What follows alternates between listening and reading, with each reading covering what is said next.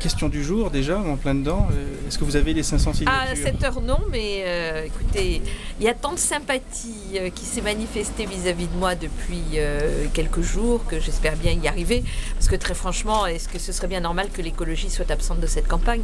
Oui, il y a quand même une candidate écologiste par ailleurs. Oui, j'entends bien, mais il y a tant de bruit aujourd'hui qui circule sur le fait qu'elle attendrait que je n'ai pas mes 500 signatures pour se retirer. Ça voudrait dire donc que d'abord, elle aurait pris des signatures qui ne serviraient à rien. Et puis, deuxièmement, c'est pas comme ça qu'on vit l'écologie. Je veux dire que nous sommes porteurs de quelque chose qui nous dépasse. Au dernier décompte, vous étiez à combien de signatures? Écoutez, globalement, entre ce qui est en train d'arriver au Conseil constitutionnel et ce que j'ai moi-même dans mes mains, on était hier autour de 450-460, voilà. Donc c'est jouable, il reste 3 jours, on peut y arriver. Vous avez bon espoir? J'ai bon espoir. Pourquoi vous avez souhaité ce déplacement ici et le programme beaucoup autour des produits bio? C'est beaucoup autour des produits bio parce que Frédéric Bouchareb, qui est un élu poitevin qui vient d'Europe Écologie Les Verts, m'a rejoint, comme d'autres du reste.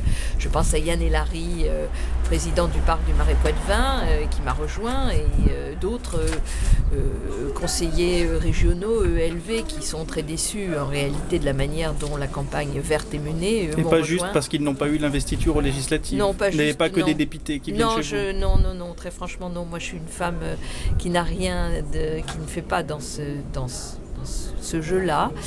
Mais simplement, on peut comprendre que l'hyper exploitation politicienne à laquelle se livre l'appareil vert ne puisse pas plaire à des écolos convaincus. Vous voyez, je crois que c'est plutôt ça. Vous interpellez au sujet de la centrale nucléaire de Civaux. Oui. À ce sujet, est-ce que vous partagez son inquiétude sur la sécurité de la centrale? Je partage son inquiétude sur cette centrale en particulier qui a montré des signes de problèmes au cours des derniers mois, et de manière plus générale.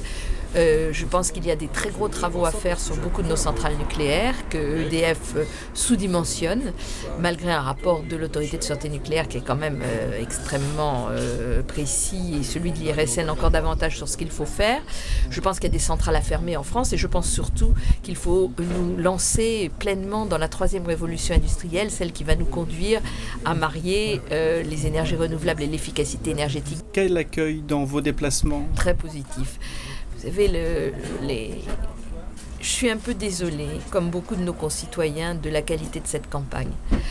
Quand je vois, voilà, c'est une boulangerie, j'ai été visiter, au départ ils étaient 2. Ce garçon a eu l'idée de lancer une boulangerie bio. Aujourd'hui ils sont 12 salariés. Imaginez que dans toute la France, des gens qui sont porteurs de projets puissent les mener à bien et puissent passer d'une entreprise à 1 ou 2 personnes à une entreprise à 12, 15, 20 personnes. Vous ne pensez pas que l'emploi en France aurait une autre courbe? Moi, j'en suis absolument convaincue.